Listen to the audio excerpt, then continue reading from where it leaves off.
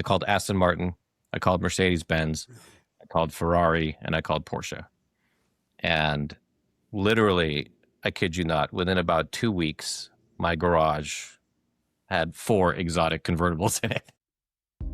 Tonight on That Car Show, it's Basem Wasef, author, journalist, content creator, and automotive man about town. Basem is always driving something amazing or checking in from some exotic locale, but it might surprise you how he even broke into this car thing. I'll give you a hint. Sometimes you just have to ask. Also, we've got to say hello to our listeners in Korea, who must be the most loyal on the planet. We've been sitting at number 8 on the Korean automotive podcast charts this week, and you heard it here. If you can get us to number 1, Korean listeners, we will do an episode just for you. In the meantime, gamsahaeyo. It's Basem Wasef, it's That Car Show, and it's a good one.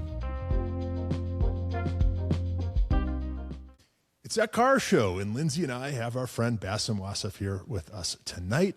Basem is one of those car people that just seems to be in all the right places, doing all the coolest stuff all the time. He's the author of several books, a journalist at all the outlets that seem to matter, and an automotive content creator in the truest sense of the word. His work focuses on the culture, the history, and the experience of riding and driving the bikes and the cars that we love. And there's a certain conviction in his tone and an effortless elegance in his writing that can come only from genuine passion. So it's been a long time coming, but welcome to That Car Show, Basem. Thank you for having me. So cool to be here. Yeah, it's so good to see you. Really glad to have you. So where do we start with you? Because you are a man of many motoring pursuits. Maybe we start with where it all began for you car-wise. Yeah, Gosh, a long time ago. I'm going to start this trip down memory lane that's going to make me say, how did this happen? How did I become the elder statesman of the car? Hey, watch out. We're the same age, I think. It sneaks up on you. Let me tell you, I had no intention of making cars a profession or a lifetime of, it was always a passion. I just always geeked out over cars. I was always reading car magazines as a kid. You know, I was singing Matchbox, Happy Birthday to my Matchbox toys. And I love it. It starts so early. And that means we're going to get a really good story. There's a lot of stories. How much time do you have? I know I started early, but I never imagined it would become something. You know, I always just thought, oh, I just like this thing, but I'll do something else. And you know, everyone else in my family does very different things. So I come from a family of doctors, and generationally, my parents felt that the only true proper profession was becoming a doctor. And I started on that trajectory, even though I was doing all the creative stuff that a kid does in high school. I was a film geek. I was developing film in the lab, and I loved photography and creative writing, and I was journaling like crazy, and I was doing a lot of drives, but I always did it therapeutically, you know. I was lucky. My parents got me a Mustang GT convertible as my first car when I was 16. Wow. So, you could do a lot worse, right? Yeah, and I'm lucky to be alive. Sure. Yeah, we all are. You're like, I tried. There's a lot of power back then. You look at it now and you're like, really? But like no traction control, no ABS, you know, terrible tires. So I really tried to live it as best I could when I was a kid. I autocrossed and did all these things, but it was pure passion, you know, completely elective on my own. Went to UCLA, studied film. I was an English major. I loved writing. I loved literature. I loved all those things. But again, I was on a different path, and I decided to go into film and TV. My first job out of college was at Disney ABC Cable Networks. Really? And I ended up becoming a creative exec there, and I was working on music programming. I'm a big music geek, and music and reality, and I loved that, but I was jealous of the people I was hiring, because I was hiring all the creatives that were doing the actual fun stuff, not being told what to do, or not telling people what to do. Right.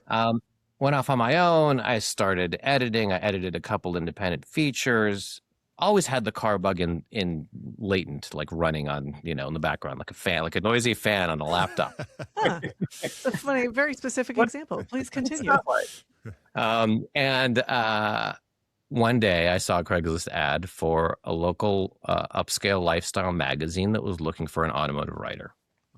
I thought, oh, that'd be totally fun to just throw my name in the hat for whatever, just to see what happens. Here goes And nothing. so I contact them, and they're like, well, just send samples of your work. And I hadn't written anything professionally ever. I thought, well, I was like, how about if I create something for you? I'll just write a little essay about something car related. So I did, and it was a real kind of like shot in the dark, but I got a call back and they were like, you seem to know what you're talking about. Do you want to do our summer convertible issue? Really? I was like, yeah. But Yes, I didn't I know do. where to begin. I didn't know anyone in the industry. I didn't know anything about anything except that I like cars, and this was an upscale magazine, so I had to really aim high. I had to think of the best, flashiest cars that I could to let them greenlight the story, because it wasn't quite a done deal, and I really had to prove myself. So I literally cold called manufacturers. I called Aston Martin, I called Mercedes-Benz, I called Ferrari, and I called Porsche. And literally, I kid you not, within about 2 weeks, my garage had 4 exotic convertibles in it. That's what I you say, because I think you maybe missed your calling, and you should have gone into sales, because Oh no, What's the definitely not. Believe me, much better creating words and images. Yeah. No, I like, and it's funny, like maybe it was the time, maybe it was whatever, maybe the way the stars aligned, but like Aston Martin, like literally tossed me the keys, didn't ask for a driver's license. I was like, okay, this is cool. Yeah. But I filled out loan agreements for the 911 Cabriolet, and I got a Maserati Spider. Ferrari was kind of trying to, rise me through the ranks. I didn't quite start at Ferrari. They said, start with Maserati, see how that goes. Yeah, and I remember that Spider too, right? It was the twin of the coupe, right? And with it the had a Ferrari V8 transmission. block. Yeah, absolutely. The Cambio I almost Cosa. bought one. Oh, it's so tempting. They're so cheap. Yeah. Buyer beware, though. And then the SL55 AMG was supercharged V8, 5.5. I didn't know I loved that car until I drove it. I was like, wow, this works really well. So I did that, and it was a slippery slope because, I'm not trying to toot my horn, but I was pretty good at the words thing. I was thinking. I'd fed all these car magazines over the years and sucked in all this information, and it was just like the spigot opened. Like I was just like, I could write 10,000 words about a car fight if I had the room, Right. I loved it. It was a trip, but I had no idea how the industry worked still. And so Porsche really liked the article. They said, would you like to come out and test the 996 GT3 at VIR? And I was like, yeah, but I should I'll check with my editor to make sure that they can fly me out to do this. And they kind of laughed, and they're like, we'll fly you out. Don't worry about that. I was like, whoa, you'll fly me out? Yeah. And you'll put me up, and you'll give me seat time? And, next thing I know, I've got like Hurley Haywood in the right seat telling me to brake later. And, it was a trip. Like every step along the way was like, oh, it works like this. Okay. And then like my first trip to Europe, I was for automotive, it was like just full immersion. And Mercedes used to have this trip they called it the DNA trip. And it was basically like young journalists early in their careers, let's indoctrinate them and just immerse them in everything about the brand. We'll take them on a factory. Oh yeah, I fell for it. I was completely brainwashed. I always liked the brand already, but you see how things are in Stuttgart, like the center of German car culture, one of the centers of German car culture. You tour their massive sprawling factory, and then they have 4 classic cars that your small group drives to the classic center. You see their hidden collection of F1 cars and all their historical relics that are top secret and undisclosed location, nondescript warehouse. Everywhere you turn, you're just like, oh my God, I can't believe I'm doing this, and then go drive on the Autobahn unrestricted and see what that's like. I was in love. I love film and TV, but I was like, it's really hard to go back to that when this part of my childhood, this part of my imagination is being really nurtured and brought to life. Yeah. Right. So yeah, it was Well, like and a drug. I just couldn't say no. and it's like you said, I think it's so interesting when you look back and just consuming all the car magazines the way you were, effectively you were researching and training and learning without realizing it, which is a lot of times more effective. And then all it took is the one opportunity, and you're like, wait, I've been training for this my whole life. Yeah. Yeah. Well, In a let's weird way, it's rewind. sort of a language too. It's like, Mm, especially Right. off mags, like there's this sort of way of thinking and communicating. yep. And this is pre-internet, so Yeah. before the really personal takes on cars, they were more like literature. It's almost like your favorite author getting into a car and waxing poetic about what's great, what sucks. Yeah. What were you reading? And I guess, were there any particular journalists that you really put on a pedestal? Because it was a different time, this long format stuff. I mean, there was some brilliant writing in those magazines back then. Yeah, Peter Egan is one of my heroes. Yes, mine as well. Yeah, I mean, I read his everything that came out and all the compilation books. John Phillips, I love. There's a lot of that, David E. Davis era of journalists that really put it out there. Set Right is one of those. Like, I didn't grow up reading him, but when I got into him later, I was like, God, this guy's brilliant. Like, he brings it to the next level. Like, a lot of it's like, but it's so great, And he goes really in deep too. I mean, I have thick books on like 1950s F1 cars by him. Like talking like hundreds of pages of just like, it's dense, but it's great. You can see the research in the size of the book. Yeah, absolutely. Yeah. And then one of my personal mentors was Randy Leffingwell, prolific author and great photographer, and really helped me with my first book and give me an idea of how to tackle that, because I was completely overwhelmed. My first book assignment from Motor Books, back then Motor Books, legendary motorcycles. And I just looked at the word count and the page count and all the photos I had to take and acquire and like process. And I just told him, like, how do you do this? And he just stopped and he turned to me and said, how do you eat an elephant? I was going to say that. One bite at a time. You just start. Yeah. First step and then process. Yeah. It's literally one of the questions I had for you for later. I want to talk about your Myers-Manx book, but we'll get to that. It just seems like such a thing, right? Like, where do you start? But I wanted to ask, what makes car content great? Whether it's a book, whether it's a video, like what is it? What sets something above the rest? I think, especially now more than ever, it's so hard to hold attention. It's so hard to grasp onto something that somebody's telling you and want to hear more and have that appetite of learning something you didn't know. And it's that oft referred to dopamine hit of like, oh, I didn't know that. Tell me more, because there's so much of the opposite. There's so much, how many memes can you take in before you just want to like throw your phone away? Or how many predictable stories can you hear before you just decide you need to change your channel? And so I think what makes for great content is great people telling those stories. And even if the story is an Instagram short or a YouTube short, just saying something that like, oh, I didn't know that. Look at what this guy or girl's doing or saying, engagement. I think it really like boils down to engagement. Yeah. Well, and I think, like you said, there is so much content. I think people gravitate towards authenticity. And so, to your point, like, if you have good people putting the content out, that colors what they're saying. And I think it holds people's attention. 100%. It has to be the truth. It has to be the unvarnished, what you liked and what you didn't like. And if in the best possible world, what you like makes you go crazy because it's what you've always been looking for. Yeah.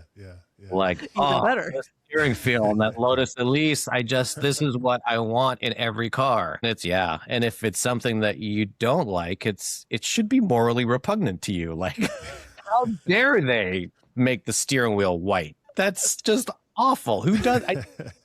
Or why does Mercedes put the door controls on the door? Like, I want to reach out. Whatever stupid thing triggers you, you know, like if it's an authentic reaction, I think there's somebody out there who goes, oh, yeah, I hate that too, you know. They're just like me. Like, it's so relatable. Car journalists, they're just like us. Right. And how about that Lotus Elise, huh? Really one of the great you cars, have an illness, right? though, by the way. Can we just step aside and say for a second, like, what is wrong with us? I could talk about cars forever. Right. Yeah, the Lotus Elise. I went to a launch at Atlanta. Yeah. Atlanta. And I will never forget this because it was my first off in a car on a track.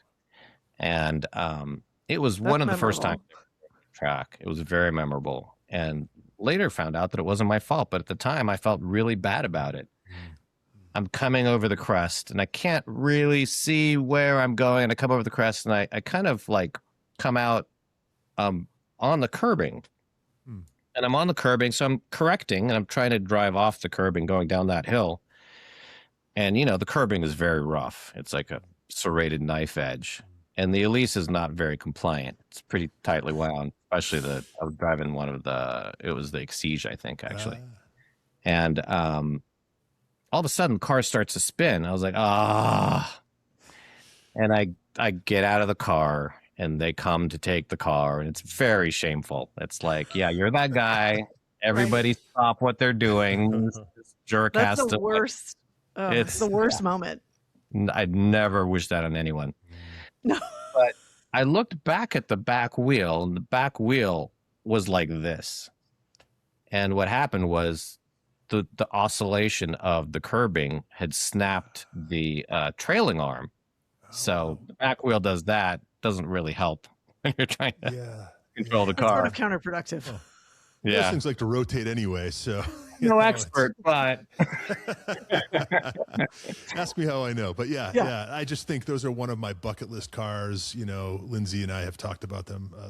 They're not getting cheaper. I've kept an eye on them too, and it's like they're going up. It's hard to find low mile ones too, and it's hard to find them without the clamshell being like damaged or previously damaged, and that'll total the car out.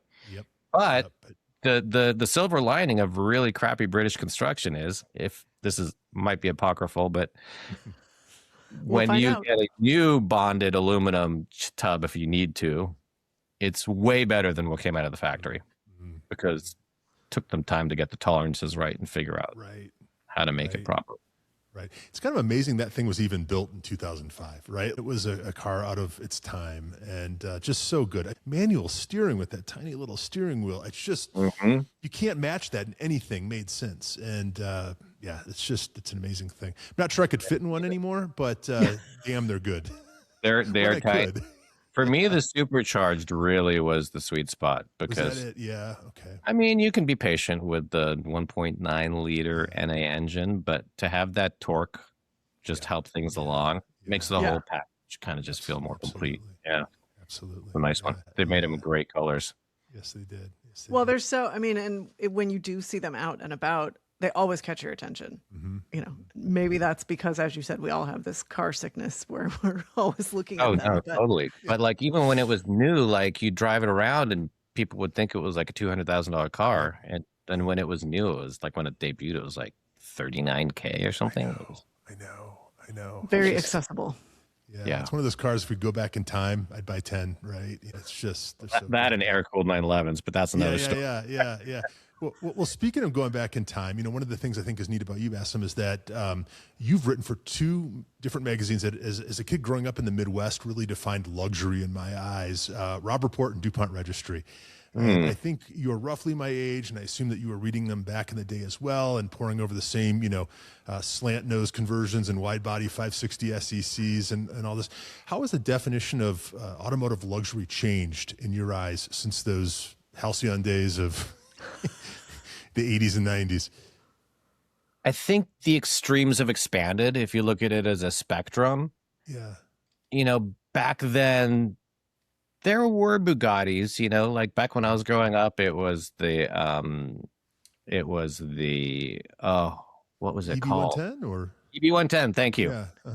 So that good. existed. There was Yeah. that, yeah. And they were really plush, archaic versions of luxury cars. And on my poster, there were things like Testarossas and Countachs and the odd 930 turbo.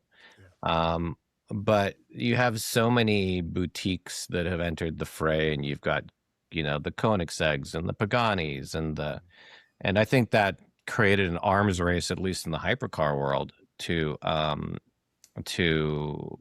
go wilder. And so Lamborghini was already wild, but then they started doing all these limited production versions for multi-million dollars that went just, off the deep end. I think luxury cars benefited from technology. I mean, to the point where, like, when they were developing the Rolls-Royce Phantom 7, they got it so quiet that you'd get vertigo in it, like you Oh, were just like interesting. kissing the edge of all these limits. And like, you know, cars like the Rimac Nevera just accelerating so hard, like may as well cause internal damage to your organs, like Yeah. there's all these exploitations of ideas, like the fastest, or the car that could go anywhere, all the off-road, like, the Defender Octa and all these like kind of like extreme things that you can get that were unthinkable before from a factory. I mean, you could build it up and try to make it something exotic, but like to have a relatively reliable factory offering that can do these crazy things, I think all the niches just slowly got filled. And maybe that's part of the reason why new cars are great and I love experiencing them and I love driving on racetracks and I love doing all the things that come with my job.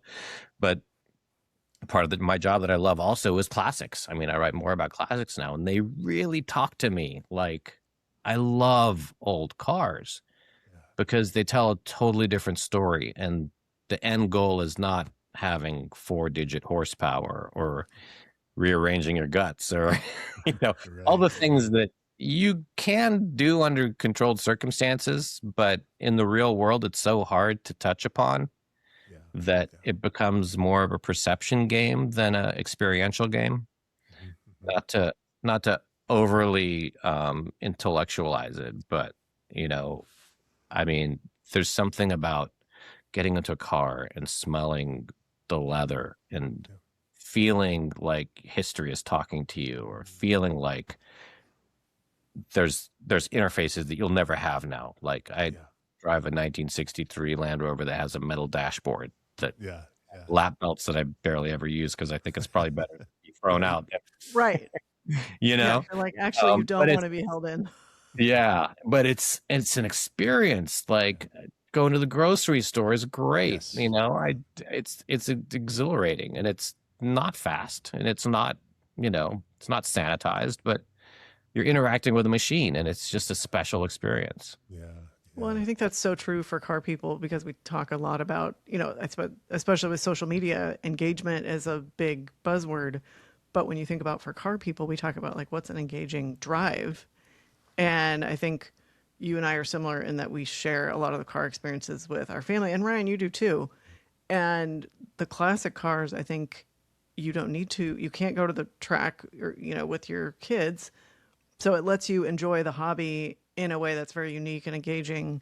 And like you said, the cars have such stories that it's kind of going back in time a little bit, but it really is. Can I turn the tables and have you guys just talk about your favorite classic cars, either personal or whatever you do? Ryan, you go first. Sure. Well, I know you've been on the Colorado Grand, right? Mm-hmm. What did you drive on the Grand? If you sound like a spoiled brat now. 300 SL Roadster. Thank you, Mercedes-Benz Classic. It was a dream, and I love those guys.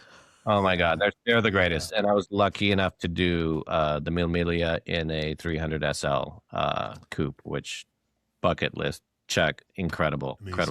Amazing. And I'm with you, Basem. That is the car that does it for me. There's just something about that package. And I think for the Grand, I think the Roadster is probably the better mount for a couple of reasons, right? You just open and, you know, a little more compliant and this and that. That is the car. I get it now. I had never been in a car like that, you know, until recently. And I get it now. That is a car that does it for me. I really have fallen in love with a Porsche 356 as well. Again, something that's new to me. Always been on my radar. I'm going to say it again. I'm going to brag about this till the day I die. I spent a day with Rod Emery in one of his cars on the Grand this last year, and it just all came together for me, right? So those are the two that really kind of do it for me. But I also see the appeal of an old Land Rover or even an old G-Wagon or something, right? Horses for courses. But there is something you can't replicate that. They don't bake that experience into a car anymore, do they? And it's the only way to get it, right? Is to go back in time. So, what about you, Lindsay? What does it for you? I know I was sitting here other than the Broncos, or maybe it is. Right. Well, the Broncos on the list, but I think, right? like, I think you make a good point too, Basem, about like a lot of these hypercars. The only way to truly enjoy them or really experience them at their fullest is the racetrack, but that's not most of our daily lives. And so if you have a classic like your Land Rover, it lets you turn like a trip to the grocery store into an experience, especially if you can take your family with you. So that plays into a lot of my choices when I think about like what my favorite classics are. You know, I'm very lucky that my family has a 73 Bronco that I have access to.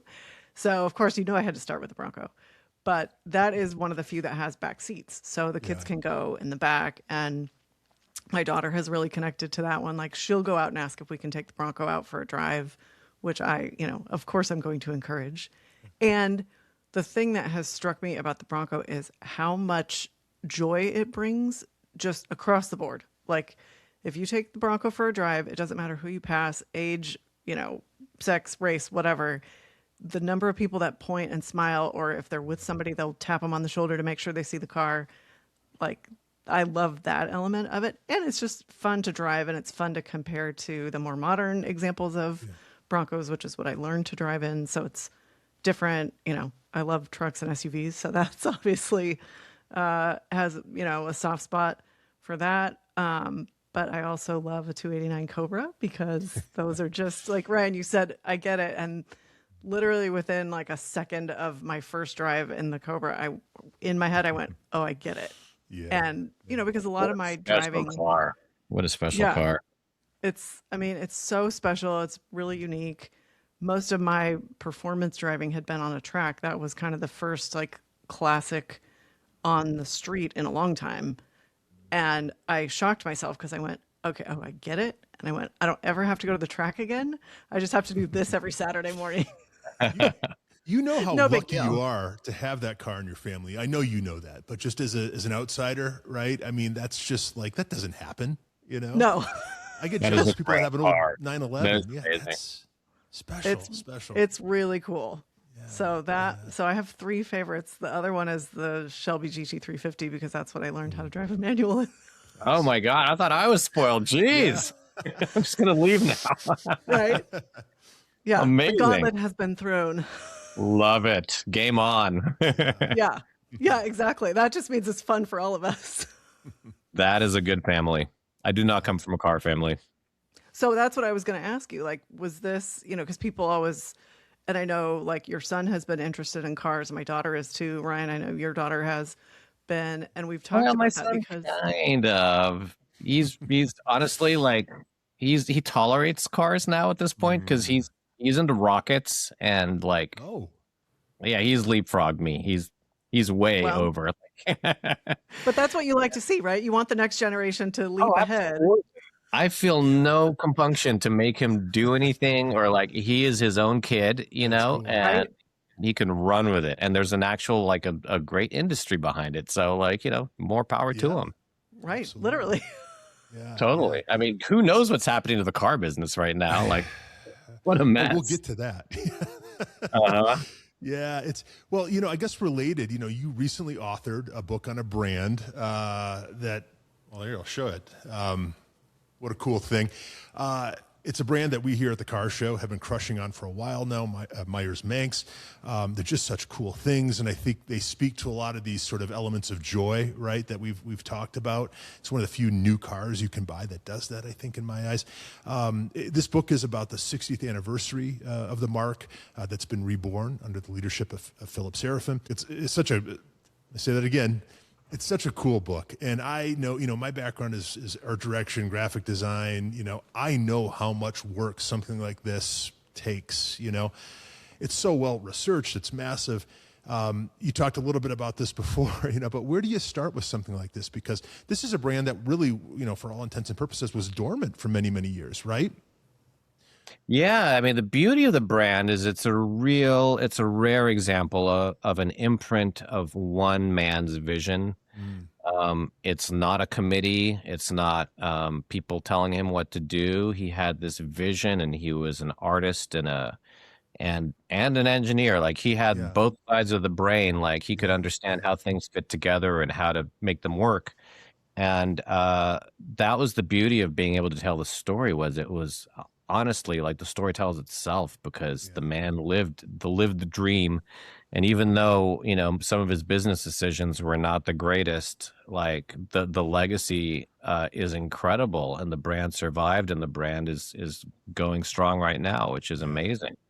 Thanks to Philip Serafin and Truesdale Ventures that took it over.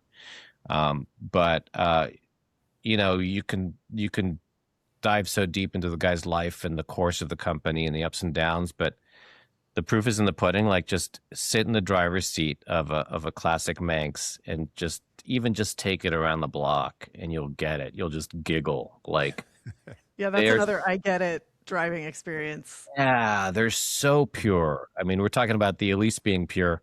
This is just like a translation of that idea applied to something that can drive on sand dunes and go all over the place. Fiberglass tub. It's so elemental, air-cooled engine in the back. It's so functional, and it's so lightweight, and you can drive Baja in it. I mean, it's not like functional for daily driving, but for a buggy, like for fun, it's hard to beat it. It's a great experience. And so it's so specific to California too. That's what I love about the story. It's such a Southern California beach culture story. Right. And it's so evocative of a place and time, 1964. Anything was possible, and moon landings and everything that was coming. It was just like a magical time. And like, I can't imagine a guy right now with an idea that big doing it without having venture capital come in and make it something that it's not, and dilute the vision of this very simple, pure thing. The great thing about taking over a brand like that a couple of years ago is everybody has a memory of it. Everybody, there's this well-formed idea. There's this well-formed concept. And, they're working on an EV, and it actually kind of makes sense for the format, because it is, it enables you to experience your surroundings without distraction. I mean, imagine if you've ridden a electric dirt bike, or you've ridden anything electric out in nature, like, you hear birds chirping, you hear like the leaves crunch under the tires. Like, it's just a different experience, and you're not going to drive it, across the state anyway. So you don't need 300, 400 miles of range. Right. It's a very interesting paradigm. Yeah. And it's such an iconic shape. I mean, it's right up there with anything, the shape of the silhouette of a 911 or anything else. So it when you see it. It's just part of the culture, right? Especially in Southern California, Yeah, related. I can just say I'm obsessed with these icons. I hate to use the word icon, but really the iconic vehicles whose DNA hasn't really, has a through line that goes decades. 911, Mustang, Land Rover. Like, there's only Jeep. There's only a handful of them, but like they kept their soul, and know they have to adapt and modernize and meet safety standards and everything. Like, you look at it and you know what it is, and that's a beautiful. Exactly. Yeah. Yeah. You can't buy that, right? I mean, that has to be organic, and it's rare and it's special. And I guess related, please tell me that you've flown Myers Manx Airways. Oh, I have not flown yet. You of all people.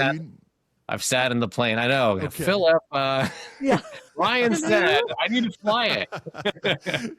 Yeah, I think that is the coolest thing ever. It is so cool, and it's like embodies once again, like it's not the fastest. It's not like, you could have had a jet as a mascot, but it just wouldn't fit the mission. The idea is go anywhere, land on water, land on ground. Yeah. And I have a soft spot for amphibs. I consulted for Icon Aircraft back in the day when they were just starting up and they were going to market. And it was a really neat airplane that was just built around the spirit of adventure. Yeah. Carbon fiber airframe, and you could fold the wings and put it on a trailer. Oh, wow. And you could land on water, and then it had wet landing gear, and then you could take off and then go land in an airport. And it was a really, really neat thing. So that sounds very fun. Yeah, and the old saying is like, when you're a kid, you're either interested in the fastest thing or the thing that can go anywhere. And that's the thing that can go anywhere, is an amphibious airplane. That's cool. You have a thing for old Mercedes-Benz cars too, as do we. Glutton for punishment, yeah. But you're tight with our friends at the Classic Center and all this. And what is it about, these old Mercedes-Benz cars, and specifically, what is it about those Bruno Sacco era cars that's so wonderful? Yeah, they're so good. One of my first cars in college was a '67 Fintail. And it just felt different from everything else. It was my uncle's car. I bought it off of him. It needed a lot of work, but I got it going, and I thought I was really hot stuff because I resurrected this car, and it was this dusty relic to this working machine. And I was driving it to a Christmas party, and this is before I got the registration sorted out, so it had expired tags, and I parked in an alley because I was 19. That's what you do. Foolishly. And I'm going to a Christmas party. I'm going to buy a gift, and I look over my shoulders. I'm walking away from it, as you should with any good-looking car. Except this one was on fire when I looked back at it. No. So I called. That's a story. My car's on fire, and nobody's showing up yet. So I put out the fire with my sweater. And this just gets better. In my youthful naivete, I call 911. Hey, I reported that fire, but it's out now, so don't worry about it. And they're like, well, we're coming anyway. I'm like, well, I won't be here. I just see this vision of Basem swatting this, this I don't know, this beautiful sweater, at this car, and just at this beautiful car, which is a cool vision, right? Yeah. Well, I mean, it was exciting. Classic car ownership is so exciting, and but I still fell in love with the brand. I don't know what it was. I just got sucked in, and I've since owned many Mercedes Benzes. I've had a R107 450 SL and CLK 430, S 400 SEL, so another Sacco, the sedan, and then I had a V12 coupe for a while. Did you? Wow. Because I'm really a glutton for punishment, but it's a terrifying car to own. I love the car. It's probably one of the best cars I've ever owned. So over-engineered, so revolutionary for its time. If you go on YouTube and search for Better Half Drive, why does she hate the W140? It's actually about the sedan, but same thing. The terrifying, one of the more scary moments was when I thought the engine was going to grenade itself because it started running really rich and smelled like gas and sounded like it was going to blow up. But long story short, it was just the air intake into one half of the cylinder banks. And what happened was the air rushing past the mass airflow sensor made it think that it was getting a lot of air because there was a hole in it. So it dumped a lot of fuel and flooded the engine. Easy fix, I think. Okay, no problem. We'll just get one of those air intakes. My mechanic looks around and he finally finds what is literally one of the last ones in the United States, that specific part. And I'm like, okay, that's worrisome. Can you just get the other one to make it, so that because I know the other one's probably going to go soon anyway. Right. Get that. He goes, no longer available. It's like, just the one.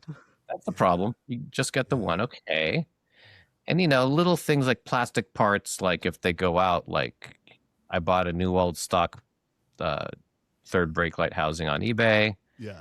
literally new old stock, like in the factory box, and I put it in and it falls apart again. It's just factory plastic grade. So there is a company that will 3D print these things for you, and I did that.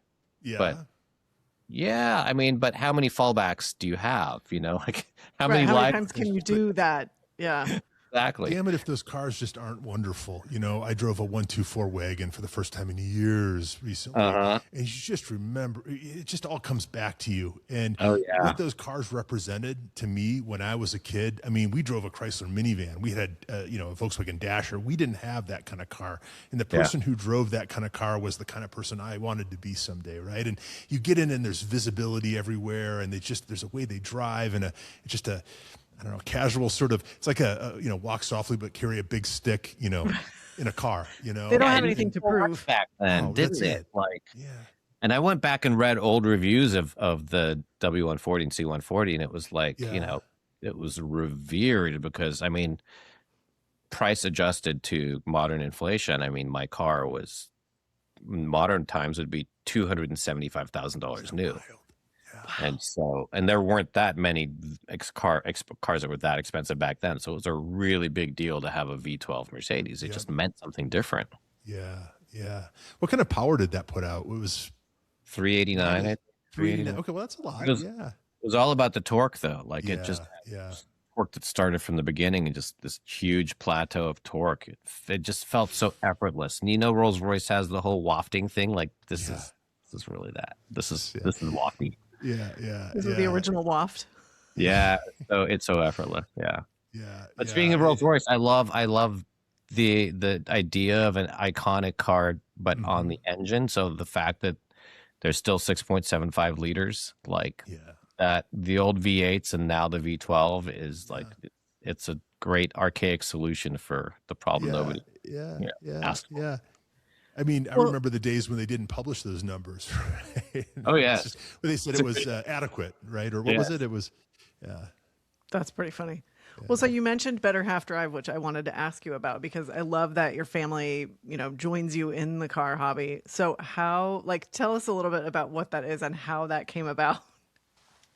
The idea was, you don't realize it, but you have these conversations all the time with your spouse. Like you don't realize it when you're having it. But then when you have a special car, a press loan that you only have for a week, and those ideas happen, we were just like, why don't we just put together, why don't we get cameras in here? Because we're talking about these cars. We have these cars. Why don't we just do this? And it was amazing to me how many people came back and said, oh my God, I have the exact same thing with my spouse. Like, she thinks I drive too fast. She doesn't like the car. I love it. Like these friction points that are really actually pretty comical. I think the first one we did was a 911 Turbo S, and I showed her launch control, which made her so uncomfortable. Like she hated it. Like she really just like, no, please. Like, even if the camera wasn't rolling, she'd be, no, don't do it. Don't do it. Yeah. And I'm begging you. Wet paint, do not touch. What are you going to do? You just, you got to. We're compelled. Yeah. Yeah, totally.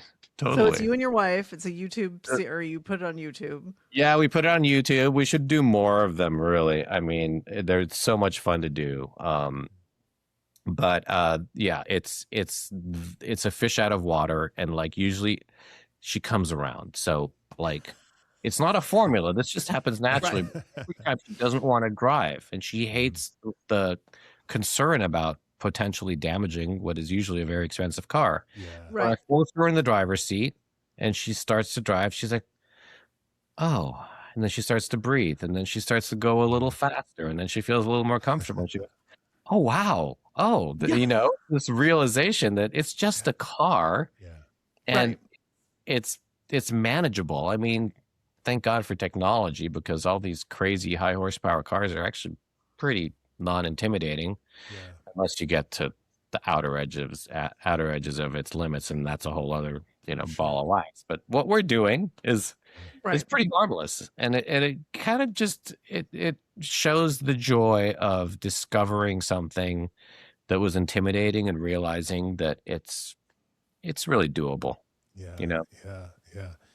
Well, we know that you like old cars and you know that, but uh, what excites you about a car in 2026? You know, you've driven just about everything. Is there still like a magic to be found in the more pedestrian stuff, or is there joy only in something like a 911 Turbo or a Bentley? It's across the board. It's Yeah, out there. You don't have to spend a lot of money, and thank God they still make the Miata. The MX-5 yeah, still yeah. lives. You know, the paragon of simple sports cars. Mhm. You know, GR86, all the lower end, you know, less expensive sports cars have the benefit of being lighter and not having the scope creep of having weight that, and you end up having to put more horsepower into it to move the weight more easily. And Yeah, then you have to vector the torque so it handles the corner. And then you have all these layers of complexity that can frankly fall apart at the seams when you're driving really hard because simplicity rules at the end of the day. For a while, I was a North American Car of the Year juror, and I really loved getting access to everything across the board mm, because mm, it's really eye-opening. I mean, there's a real trick and a art and a science to creating a simple, reproducible car that doesn't break the bank and it works really well. And you know, I kind of missed that. I actually recused myself from that because I started a production company, ah, Chronoscope Productions, that does okay. automotive marketing videos. And so, Right. yeah, it's a different kind of storytelling, and it's for the manufacturer. So it's, you know, it's kind of the opposite of journalism in a way, but in a way, it's not dissimilar Mhm. because you're telling stories, you know, and hopefully every car has a story, and you're communicating that whatever it is. But Yeah, you know, yeah. we've done brand videos. My wife is my producing partner. I direct and Okay. she produces, and did a video for Bentley called Veneer Hunters about the selection of veneers, Oh, which they wow. don't do very often. So Right. the story of that, told the story of the McLaren Elva and how it was inspired by the Elva race cars of the 60s and 70s and you know, Can-Am racing and all of that. We did a video for GM talking about their home charging system and how if you have a power outage, Mm. the house has got you because it has energy storage that comes from the Oh, car or it can come from the grid. And you know, it's really just about the way these machines and pieces of technology fit into our lives in a way yeah, that's engaging. You know, like they can be such appliances or they can be so much yeah, fun. You know, why yeah, not make it yeah, fun? yeah. Yeah, Well, exactly. I love that because we are sort of like post performance in a lot of ways, right? So it does become about the story and what the differentiators are and all that. So no, I love that, and I guess that kind of leads me into my next question, not about your production company, but just about automotive journalism, I guess, as a whole. Let's talk about gatekeeping in automotive media, if we could, for a Mhm. second. You know, I'll raise my hand right now and say that I've certainly encountered it. And while I do think that most folks who do what we do are kind and decent, in some cases, you know, extraordinarily generous, it's a thing.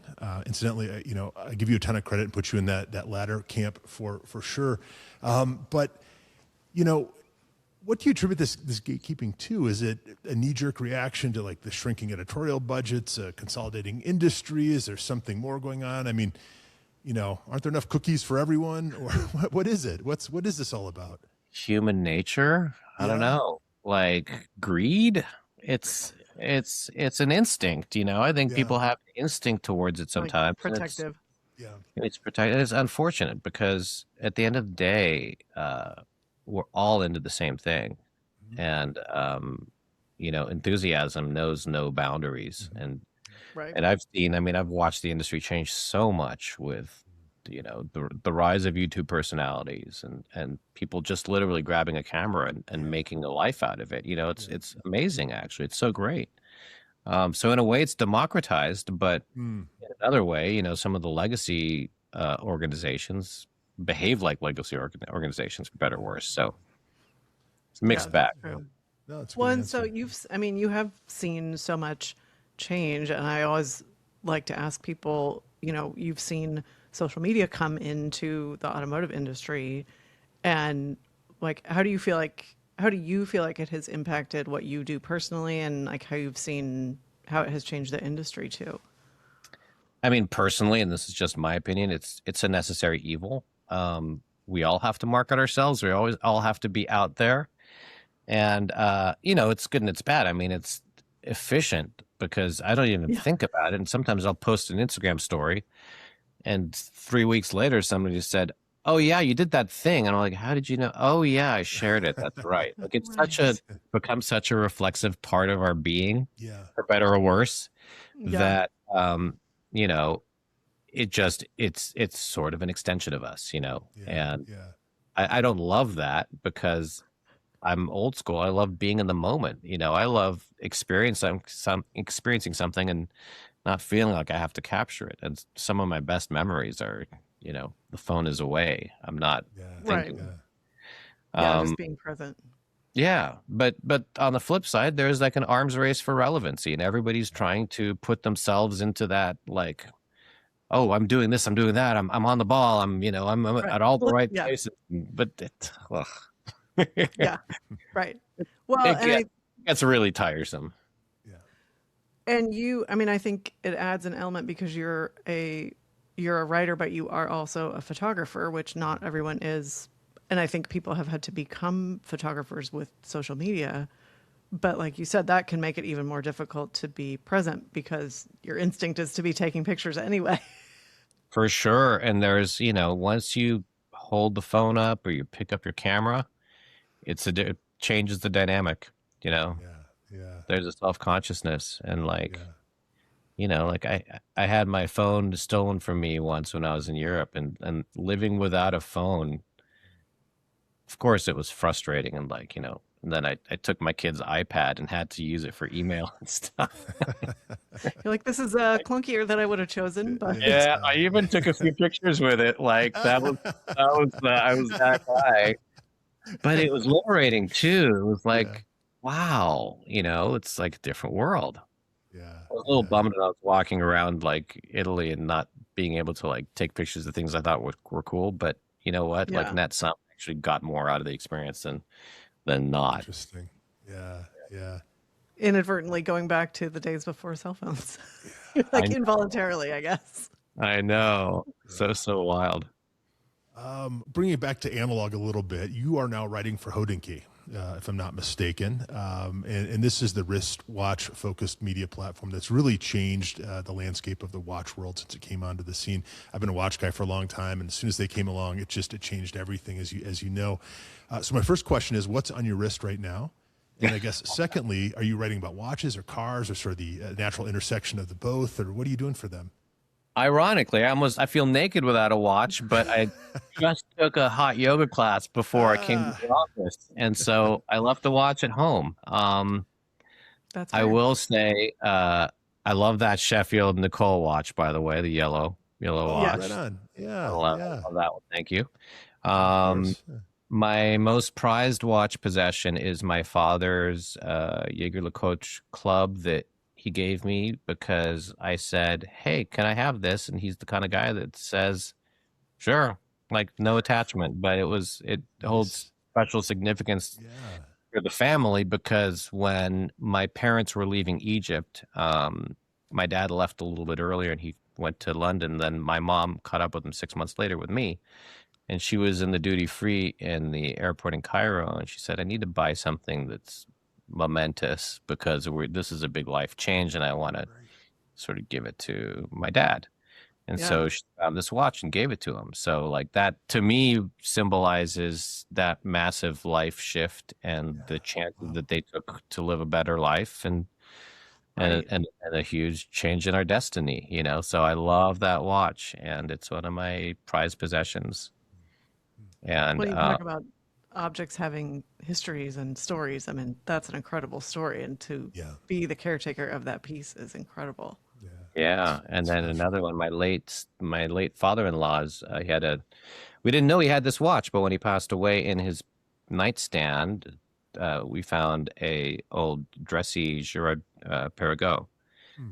that it was just like, wow, I didn't know he wasn't really a watch guy, but he grew up in an era when every man had to have a dress watch. So when you wore a suit, you had Yeah. that black, dress watch. And for me, it was unusual because it was sort of a rare intersection of our tastes because like, he was an amazing guy, but like we didn't share a lot. Like he wasn't into cars, and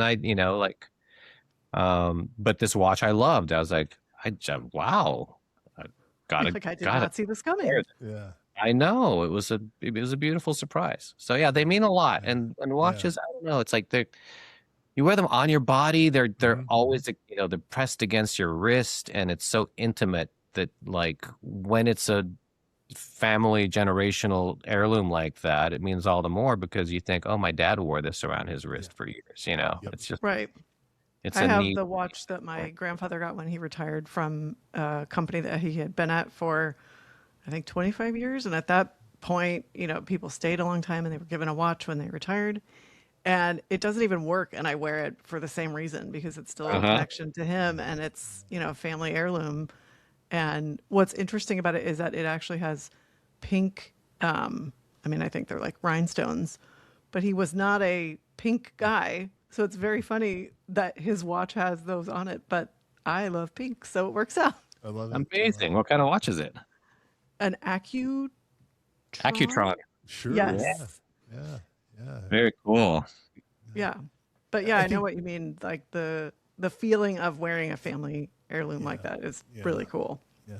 I think as you get older too, just time takes on a completely different sort of relevance, right? And it's just a There's nice that reminder to get your ass in gear each day, right? I mean, it's just something I never considered much as a younger person, right? Yeah. Absolutely. And anyone who loves mechanical things gets fascinated by the dials and the portions and the style. But what's interesting to me is, it's a bit like cars, I guess, in that sometimes you think a car is going to fit you to a T, and then you get in it and you're like, well, no, it's different. Like the moonwalk, question. the Omega Go ahead, C-Max, sorry, the moonwalk. Yeah. I always thought I've got to have one of those. Yeah. Like those, it's just the perfect watch, right? The chronograph, it's just iconic. It's Apollo missions, and I put it on my wrist, and I was like, oh, I don't know. It's not what I thought it would be. It just doesn't work with my wrist for some reason. Interesting. Oh, funny. That happens for sure. What about cars? Like, what's the most Basem of cars, right? Like, new car maybe you could buy. New car. I mean, What speaks to you? the 911 is still so annoyingly good. Yeah. That's a It's good so way to put it. cliche, but they keep nailing it. Yep. And I'm in and out of a lot of stuff, and I just had a Ineos Grenadier, which was fascinating to me because I don't feel like I need one in my life, but like it really is an interesting car for me because I had a 92 Defender, Right. 200 TDI, so a diesel one that I bought in Italy. I drove over there and I imported it here, and I drove it for a while over here. And it's, in a way, it's a spiritual successor to that because, the guy tried to buy the factory, got rebuffed, so he said, I'm just going to do it myself. I'll make my Go own. live. Yeah. And so it's an interpretation, it's sort of like one man's version of a Defender, and had a lot of fun with it, though. It was really just wickedly good off-road. I loved your video that you posted of going into, was it a river that you took it into? Speaking of terrifying, bad decisions, it came out fine, but it was in an off-road park at Hungry Valley, and I thought, oh, this is sanitized. It's not going to be too deep. Water went over the hood, and it had no snorkels. So, I thought, oh, I could get stuck here. This could be I could total this car. I'm picturing that scene in Stand By Me where they've got the stick and they're poking ahead, and they drop and then they're full of leeches, That's I could see you in an Ineos though, a Grenadier. I think they're so cool, much in the same way that a 911 is cool, right? There's nothing else that looks like them. They're so capable. They just they when you roll up in one, it says something about you, right? Or and at it's least cool what you that they're wanted not to say about you too. Unlike 911s in LA, especially, they're not ubiquitous, which is always special because I don't know, some cars are great, but they're everywhere, and you think, I kind of like being my own person. Right. Yeah. Yeah, I it's feel kind of fun to wearing this have. uniform, like everybody else is doing the same thing. I kind of want to be a rugged individualist, or at least have the illusion of it, Yeah. Right. Yeah. Yeah. Well, and something we talk about here a lot are defenders. I know we're all fans, and especially the Octa. And we were talking about Mhm. writing about cars and watches, and you wrote an article for Crown and Caliber about getting to take the Octa on some roads in England. So I'd love to Mhm. hear about that. And I thought it was interesting the way you wove the watches and the cars together in that article. But yeah, I'd love to hear about that European adventure. Well, thanks for reading. I always appreciate when somebody actually goes in and reads those pesky words. Right. Not All the effort that you put in. Yeah, I mean, my family and I have developed a little kind of tradition that we're trying to keep up every summer of working remotely at least a month somewhere in Europe, often Italy. Speaking of boringly predictable, I've challenged my wife to break that habit, and she was really good. One summer we started in Palermo, but then we went down to Sevilla and then Morocco.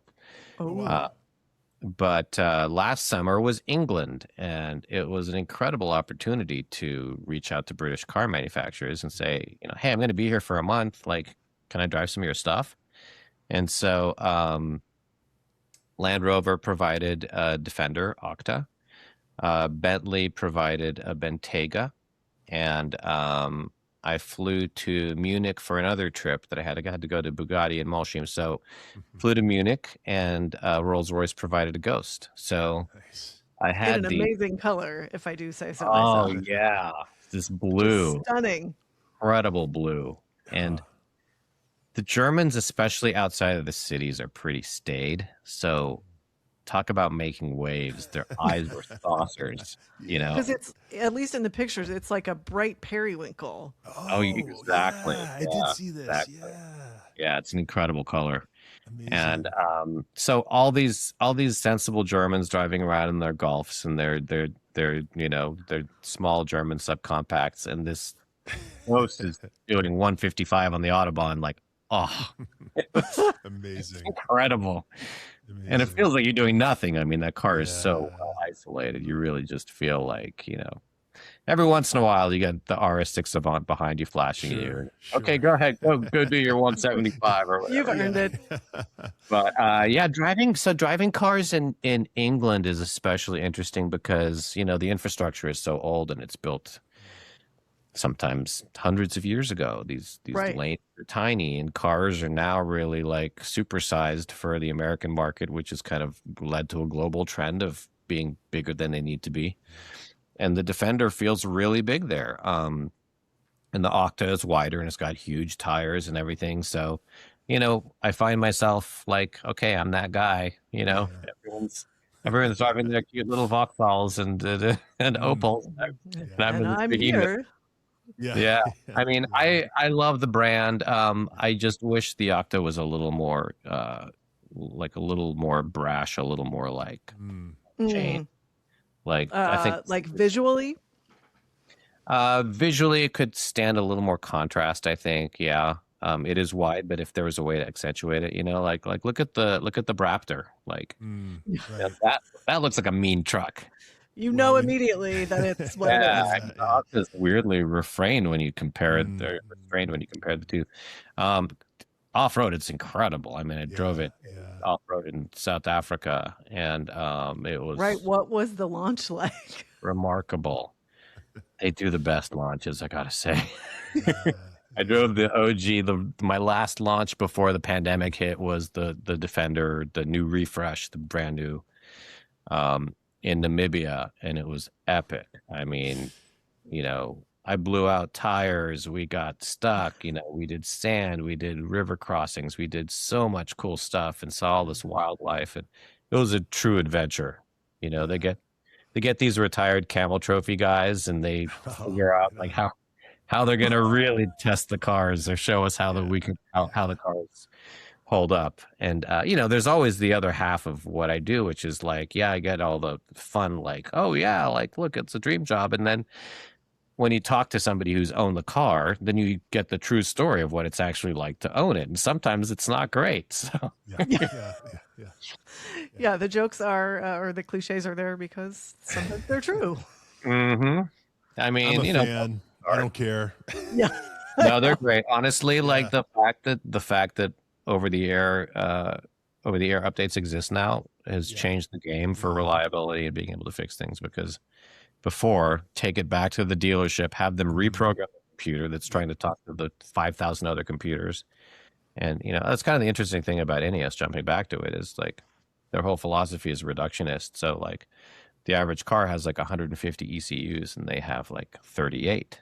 And really? I didn't know that. Wow. Okay. Yeah. So they really tried to trim it down, and they've still been problematic. I mean, they still have their issues. My buddy Matthew Scott will wax poetic about his Grenadier having a lot of issues because he's finally gotten rid of it, or he's getting rid of it, and he struggled. He did some things. He lifted it 1.5 inches, which might have had something to do with the front drive line and the axles not lasting very long, but and he's probably not the average use case scenario. He's he's a power user, but every car has its teething pains when they're new. Like you're building this incredibly complex thing from scratch.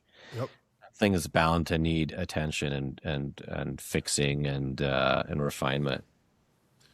We're living in a golden age of options, right, for cars. I mean, we are so fortunate that cars like that exist, right? Much less Morgan still, or, I mean, all these supercars, these hypercars, the Nilu, I mean, it's just like, it's a spoil of riches if you're into cars.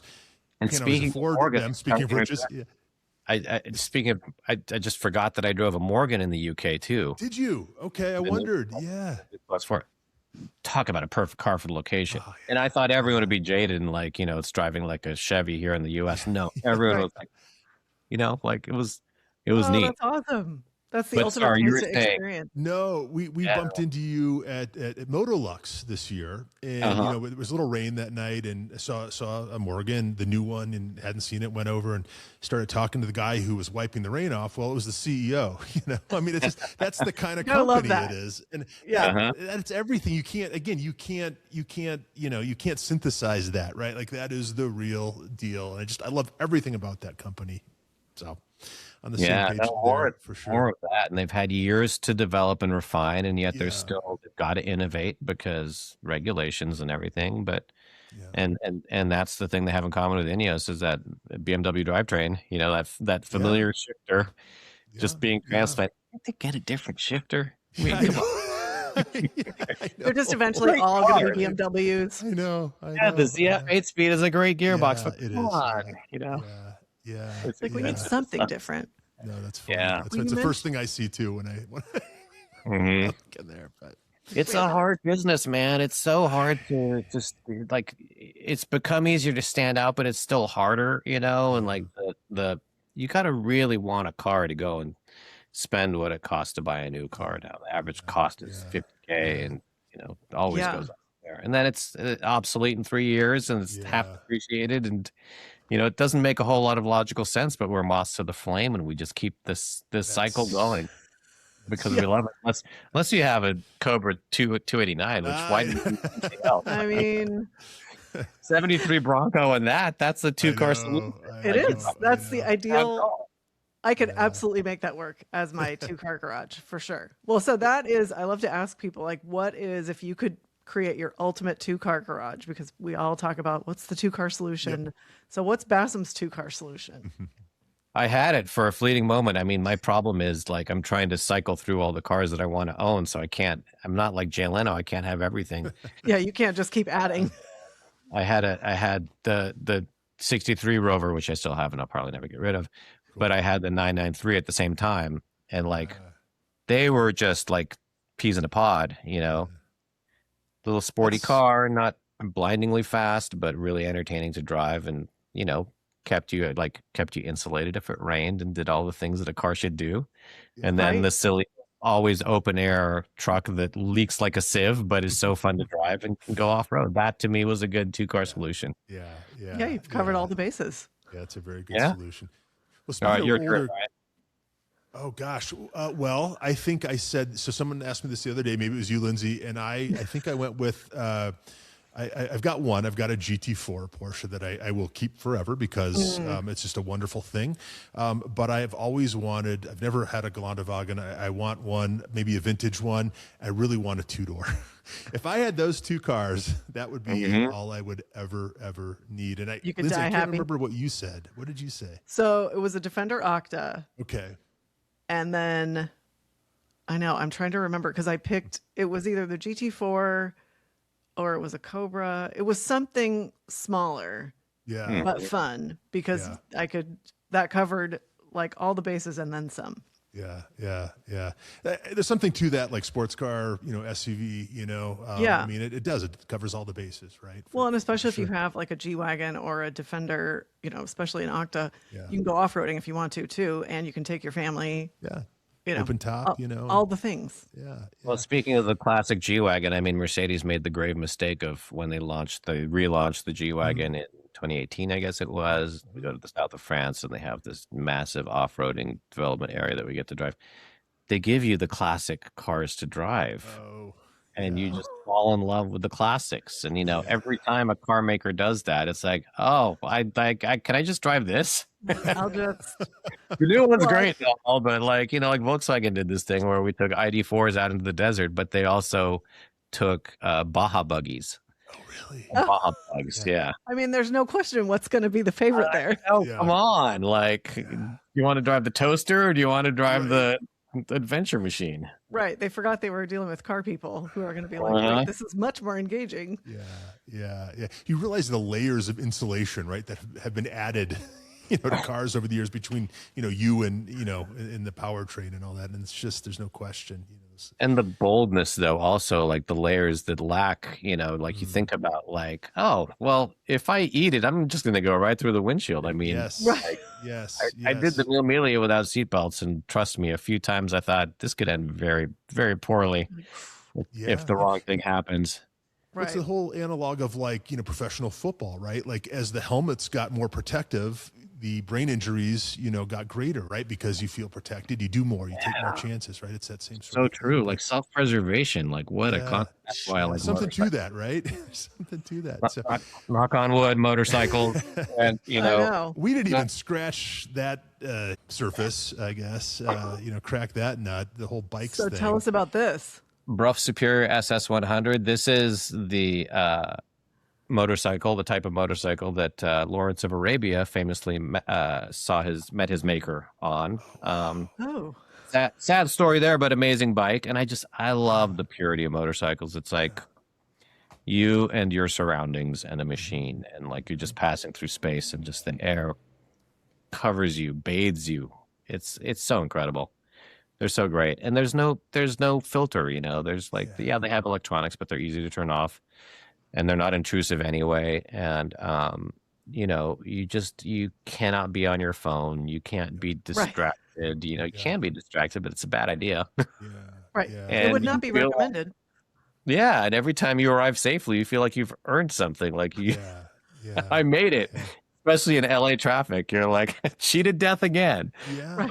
Well, I really admire. I think the last time I saw you up at Newcomb's, you had ridden a motorcycle up Angeles Crest, and I remember just being sort of awed by that because that is an interesting proposition because that is a fun driving road.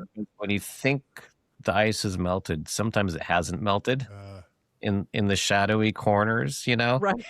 So one time I took a Harley up there, and I will never do it in cold weather again because I just had a moment, and I was fine, but it scares you. Yeah, it's hard to beat, the cool factor of just riding up to some place and getting off a bike, right? Your leathers and everything. I mean, that's pretty hard to beat. I think, in a way, every car is kind of chasing that ideal, right? It's the best. How old is too old to get into bikes? I'm 50. My experience is very limited, but I've always loved the idea. Never too old, but take a course. Don't try to learn it yourself. Like go to a Motorcycle Safety Foundation course or something like that.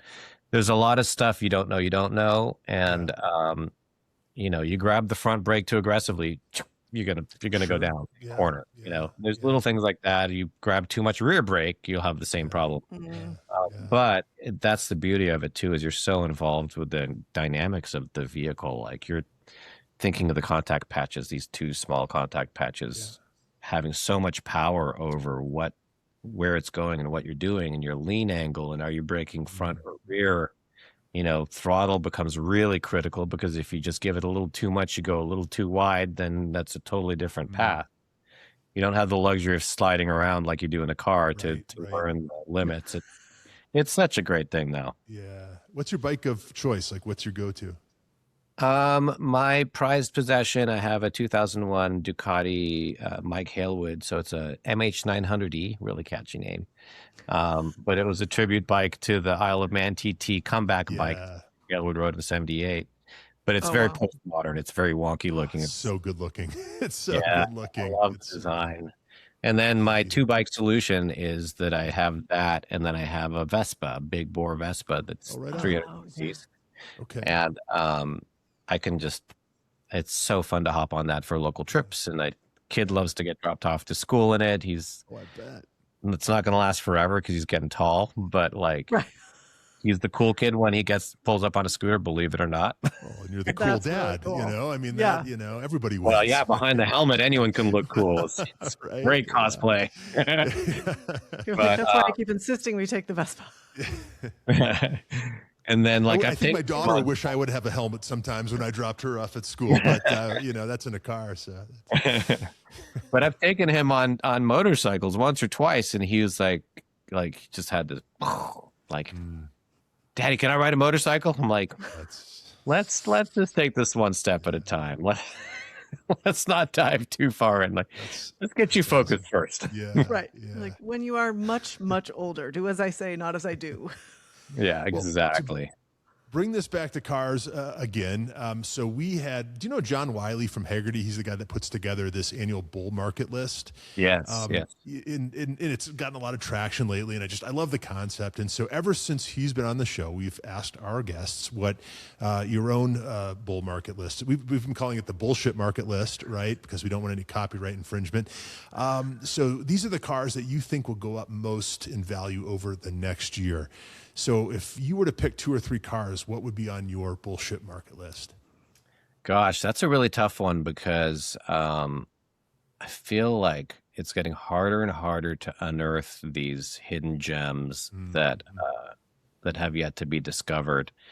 Like I was really big on the 308 GT4 Ferrari, you know, before it went crazy. And it didn't go that before crazy. Everybody else was. Yeah, it didn't go like 308 crazy, but you know, like all of a sudden it became a thing. I was like, oh, I knew it. I still have hope in the Bentley Turbo R. I think that's just like a you know, Matt Farah's not helping. Like he gave it a lot of hype, love. So I think that lifted the waters a little bit, but I think there's more room to go. Similarly, Continental R, Continental T, they're a little pricier, but they're really special cars. Those Bentleys from the 90s are really special. Criminally affordable right now and have been for a long time. And I don't even know if they'll rise anytime soon, but Cadillac Elantes are like, it's a neat car. Like Pininfarina bodies. They commissioned like 4 or 5 747s just to shuttle them back and forth to Detroit. So they went from Turin. They took the bodies, the completed bodies, stacked them into 747s, flew them to Detroit, and then flew those 747s back with the chassis back to Turin. Like cost no object. Yep. Just a bizarre story, right? Yeah, at least it's got a neat story. I mean, yeah, it looks a little dated, but it also looks kind of cool too in the right color.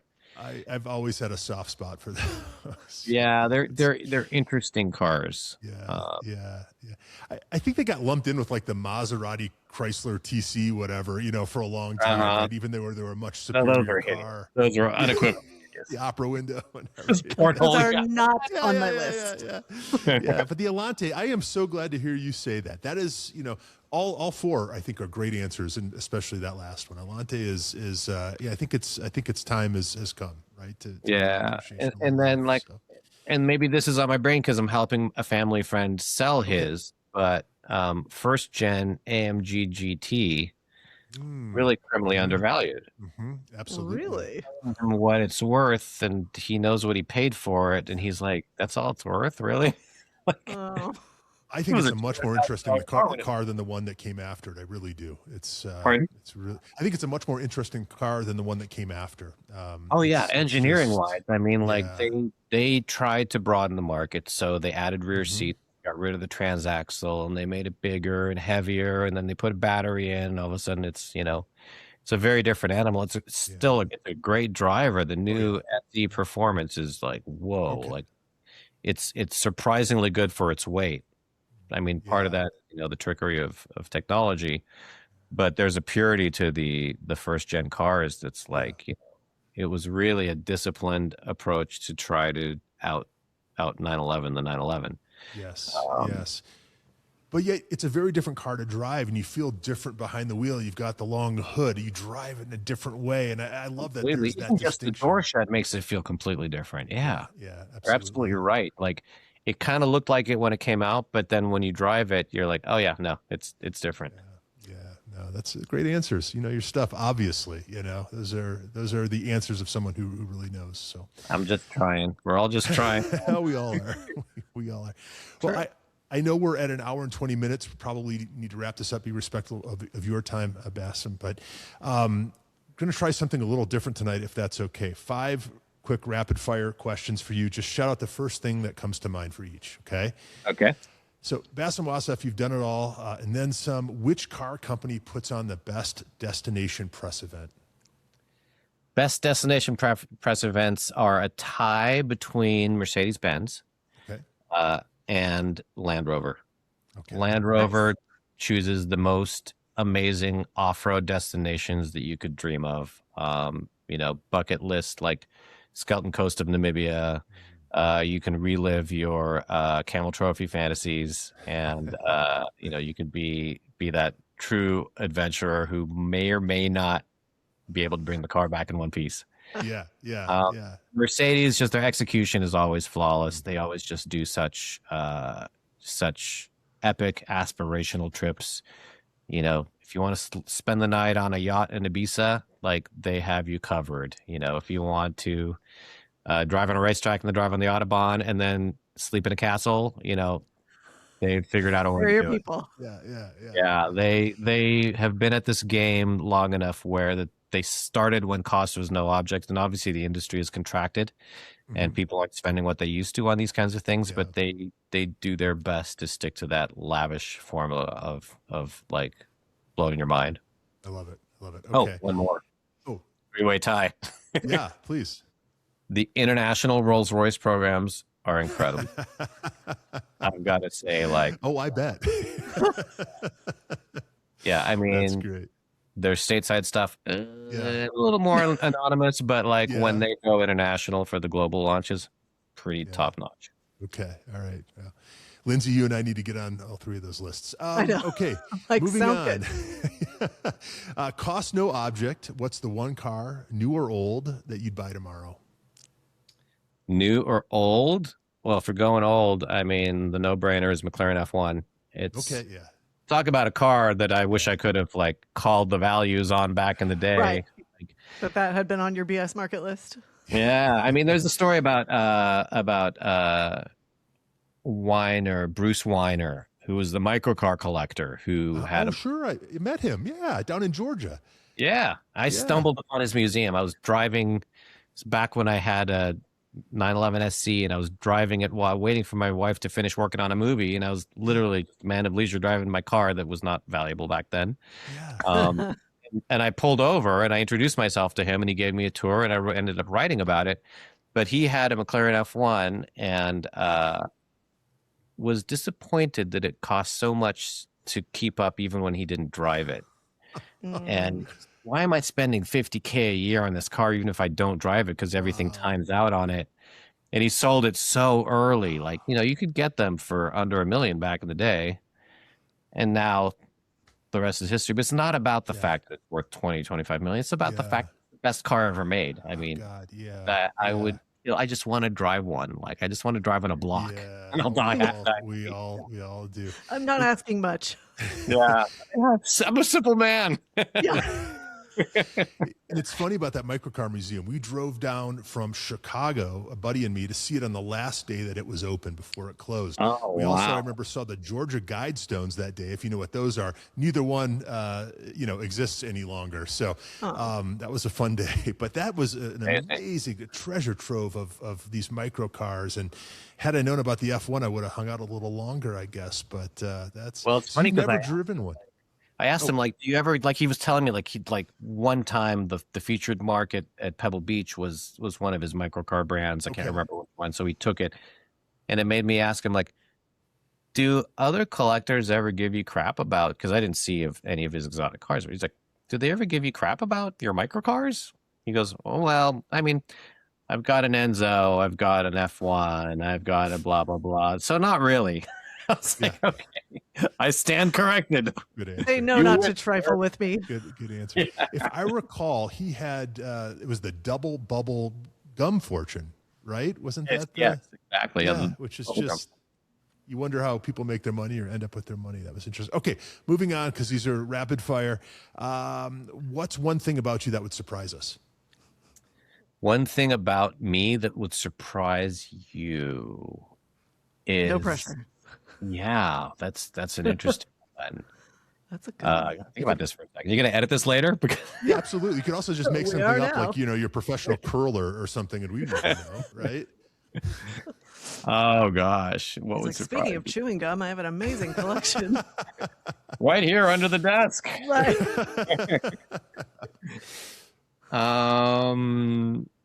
We can skip that one.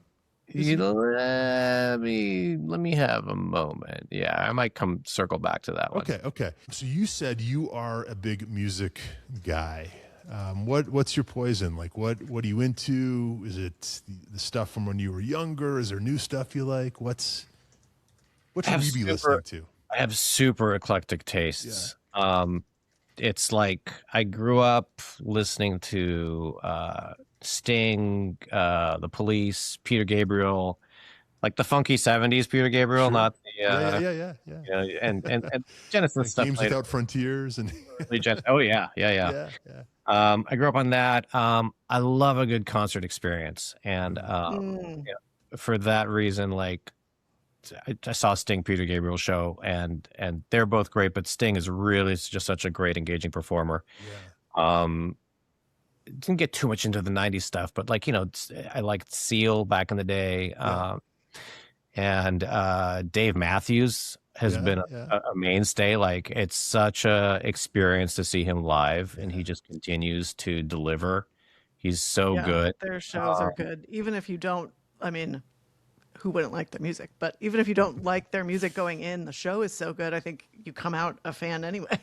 Yeah. And, it's funny because in college, one of their first tours, my buddy said, "Look, come see Dave Matthews with me." And I said, "Oh, I heard him on the radio. I'm not crazy about him, but, give it a shot." And when we went, it was like Under the Table and Dreaming. It was like that early. Oh, yeah. It was so good. I was like, damn, I was going to miss this. Yeah. And, That was my experience too. Like, I knew a few of the songs, but I was certainly not, like, wouldn't have gone to the effort to go to a concert. And I got invited and came out just going, well, I'm a fan for life now. Yeah. And, some bands, it like happens to me still. Like, I thought Postal Service and Death Cab for Cutie were good. I like their music, whatever. They're fine. But when I went to their show, I was like, this is like life-changing. Like, it was such a good performance. It was amazing. And I love how music can come alive for you like that. Like, when I was I was in Hollywood in the 90s, like, we'd go see Amy Mann perform at Largo with John Bryan. And, when I worked in music, like, I got to meet all these people. I met Fiona Apple early on. I got really into her music. And, nowadays, like, my 14-year-old, like, turns me on to a lot of stuff. And it's like, okay, Chapel Roan, there's something there. I get it. He's got a crush on Sabrina Carpenter. Her music's pretty fun, but I like trying to stay open. Like, during the pandemic, my wife was like, I want to listen to different music, because she was raised on classical music. she started listening to Charlie Puth, and we went and saw him, and it was like me, her, and like every like 14-year-old girl and her mom. But he puts on a great show, and he finally got some high visibility, exposure with the Super Bowl. Yeah, right. Super Bowl, like I never understood Bad Bunny, but when I saw him perform, I was like, "Holy crap! There's really something incredible here." Wait a minute. Yeah. Right. Agree. No, I'm glad you're a music guy. It's kind of like, if you're not into music, it's kind of like, I don't like dogs, right? I mean, it's like, what's wrong with you, right? It's sort of the, I don't know, the signifier of a well-rounded, individual in my eyes. Thank you. Yeah. And, I love discovering new things, and my kid has become obsessed with Hans Zimmer.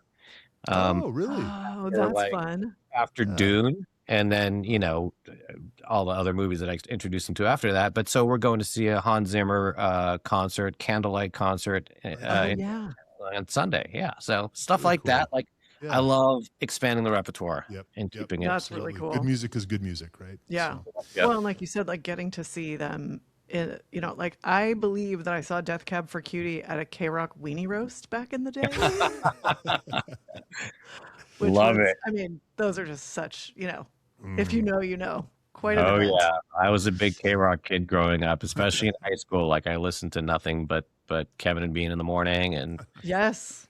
And we could talk for hours about that. Yeah, it's such a moment in time again. I know. Yeah. Well, so last but not least, if you were not in the profession that you are in, what would you be doing? I would be directing movies. I love visual stories. I love writing them and bringing them to life. And, I've focused on cars and I love it, but moving people through visuals is something I'm just in love with. That's the dream. Yeah. Well, and it's cool that you get to do a version of that with your production company. So you're still keeping a finger in that world. Absolutely. Yeah. Absolutely. Yeah. Well, we won't keep you any longer tonight. So tell the people where they can find you on social media until we can have you back to continue the conversation. It's all at Basem Wasef. So do that and you'll find me mostly on Instagram. But yeah, it's been so great talking to you guys. This is just like, fun. We just need to meet somewhere and do this again. And not record it even. Just have a good time. Right? Like put our phones away? What would that be like? There we go. I know. Just say when. Yeah. I'd love to. Yeah. No, we've loved having you. Obviously, we could keep talking for much longer, so we will do that at a later date. But we really appreciate you joining us. And to our audience, thank you so much for joining us. Please remember to like, subscribe, and tell your enthusiast friends. And until next time, we're That Car Show. And remember, always be driving, and we'll see you next week. Thank you, guys. That Car Show is brought to you by Sheffield Watches. Sheffield is the storied watchmaking brand that was revived a couple of years back by our good friend Jay Turkbus, and it's seen wild success in both the car and watch enthusiast communities. Sheffield offers a wide selection of watches, many inspired by the iconic designs of its 1960s dive models, most notably the one that Jay's parents gave him in 1970, which ignited his lifelong passion for watches. Sheffield watches are high quality, reasonably priced, and a great value. Sheffield has truly become the car guy and car gal's watch of choice. Order your Sheffield watch at SheffieldWatches.com. Give them a follow on the gram at Sheffield_allsport_watches and tell them That Car Show sent you.